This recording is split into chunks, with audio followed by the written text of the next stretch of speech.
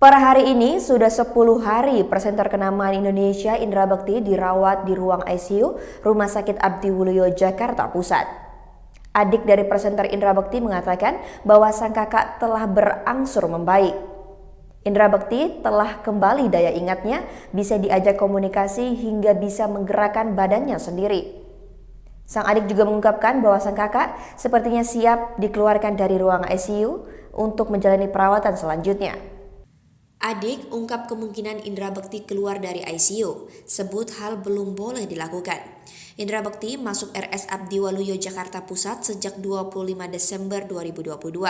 Hingga kini terhitung sudah 10 hari ia terbaring di ruang ICU. Adik Indra Bekti, Cipta, mengungkapkan kondisi sang kakak berangsur pulih membaik, mulai dari daya ingat yang sudah membaik meski belum pulih sepenuhnya, hingga sudah bisa merespon ketika diajak berkomunikasi. Tidak hanya itu, kaki dan tangan sang presenter juga sudah leluasa digerakkan. Bahkan kini tubuh Indra Bekti telah diperbolehkan untuk miring ke kanan dan ke kiri.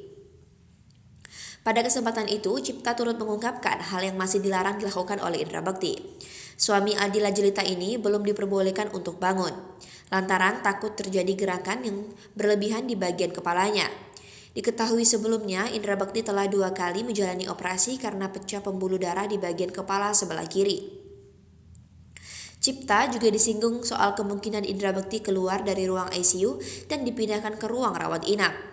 Terkait hal itu, pihaknya belum mau membuat perkiraan, sebab masih harus melihat perkembangan kondisi sang kakak terlebih dahulu. Pada kesempatan yang sama, Cipta turut mengungkapkan soal perkembangan komunikasi Indra Bekti yang semakin baik. Bahkan kini memori atau daya ingat sang presenter semakin membaik. Hanya saja, penglihatan Indra Bekti yang masih belum ada perkembangan. Indra Bekti masih kesulitan ketika melihat karena pandangannya yang kabur pasca menjalani operasi.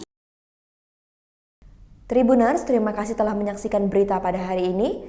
Ikuti dan terus saksikan berita lainnya hanya di YouTube Tribun Singkawang.